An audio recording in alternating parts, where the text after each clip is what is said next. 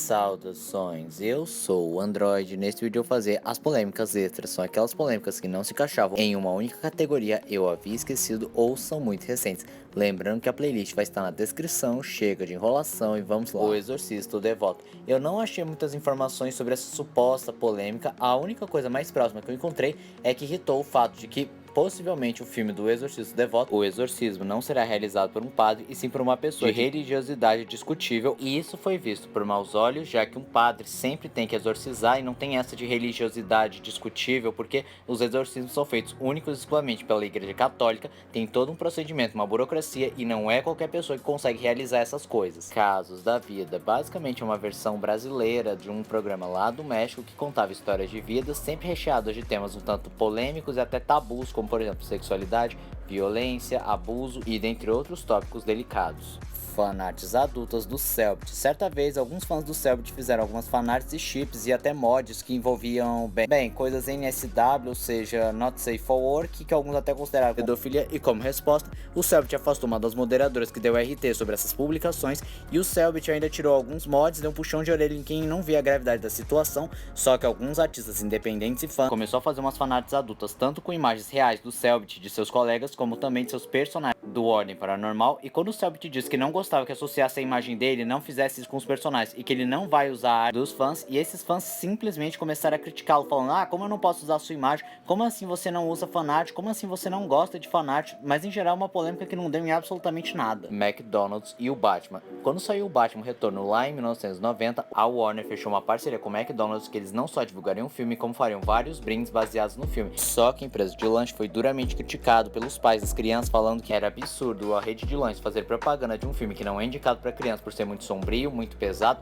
e que poderia deixar as crianças perturbadas. Por conta disso, o McDonald's pressionou a Warner para que o filme fosse mais infantil, bem mais colorido, bem mais marketável e facilitaria para vender brinquedo, e o Tim Burton, não gostando dessa visão, pulou fora do barco, e o Joe Schumacher assumiu a direção, e o Michael Keaton pulou fora do barco porque era amigo do Tim Burton. Aí o Val Kilmer entrou como Batman. Haring Gakui. Eu meio que citei ele indiretamente lá no primeiro vídeo de polêmicas em animes, quando eu mencionei o Devilman de Go Nagai, e eu disse que ele também gerou polêmica por fazer o primeiro ecchi da história, e esse é justamente o primeiro ecchi da história, ou melhor, aquele que popularizou o gênero ecchi, e na época ele foi duramente criticado porque fugia dos costumes, ele quebrava tabus falando de sexualidade, e foi tão chocante pra época que o Go Nagai quase foi preso por quebrar a moral e os bons costumes. E também ele popularizou muitos dos clichês do gênero ecchi. Também vale citar Violence Jack, também de Go Nagai, que também gerou bastante controvérsia por conta de sua extrema violência, que até pros padrões de hoje em dia é bem pesado, e ele serviu também de inspiração para Hokuto no Ken e Berserker. Também vale citar que ele contém a segunda morte mais brutal de todo o mundo dos animes. Uncharted. No filme do Uncharted existe um momento que eles passam pelo mapa mundi e veem as 9 linhas pontilhadas das ilhas da China, em que a China reivindica essas ilhas, só que países como Malásia, Filipinas e Vietnã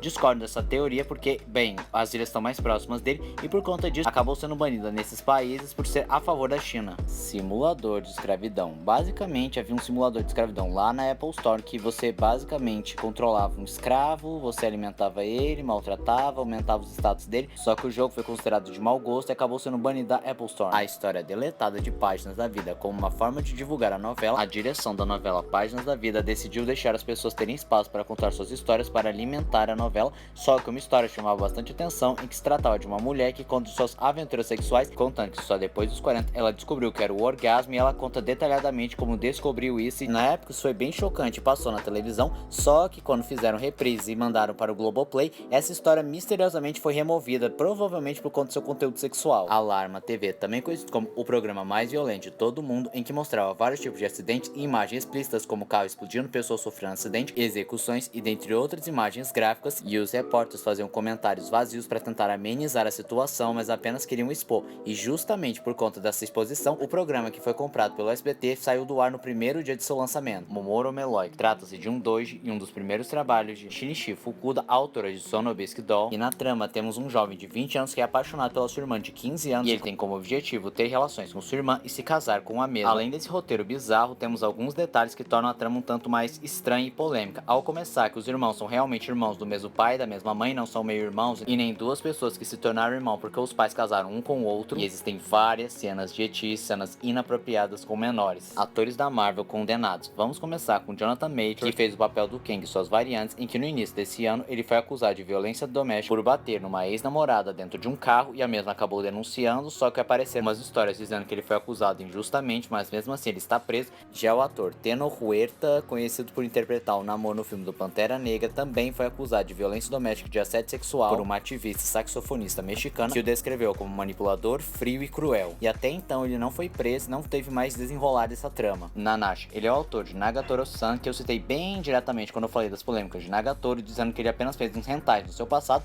só que eu não especifiquei quais eram esses hentais do passado. Resumindo bastante, ele fazia hentais de loli com vários fetiches, incluindo abuso sexual, parafilias, incesto, sexualização de menores, e um dos seus mangás antigos que chama bastante atenção é um envolvendo animais. E eu não estou falando de furry, eu estou falando de animais mesmo, e sim, rola zoofilia e os próprios animais estupram as lolis. Lolita Syndrome The Game. Bem, é um game bem obscuro e bizarro, e no jogo você controla uma menina que tá presa e que precisa resolver vários puzzles e charadas para sair de lá, e caso você erre, a menina vai ser morta do jeito mais brutal possível e o jogo não te poupa dos detalhes. E algumas das mortes chegam a ser fetichistas, pois a menina fica nua em algumas ocasiões. The Sound of Freedom é um filme inspirado em um fato real que conta a história de um ex-militar que abandona seu emprego na área de inteligência do exército para combater um inimigo cruel, o tráfico de crianças. Mas o mais peculiar é que várias pessoas, em especial aquelas voltadas mais para o cunho progressista e esquerdista, fizeram um esforço absurdo para boicotar, silenciar e esconder a existência desse filme. E o filme foi acusado de ser uma fantasia de poder, de uma masculinidade tóxica, de extrema direita e teofascista. E ainda tentaram acusar e associar pessoas da produção com esse tráfico de crianças, abuso de menores, mas todas elas eram consideradas ou falsas ou manipuladas. E esse foi o vídeo de hoje. Se você gostou do vídeo, se inscreva no canal, compartilhe o vídeo, comente, dê o seu like, dê sugestões de que vocês querem ver aqui no canal. Também não esqueçam de ativar as notificações, chave de like caso gostem dos meus vídeos. Então, tchau!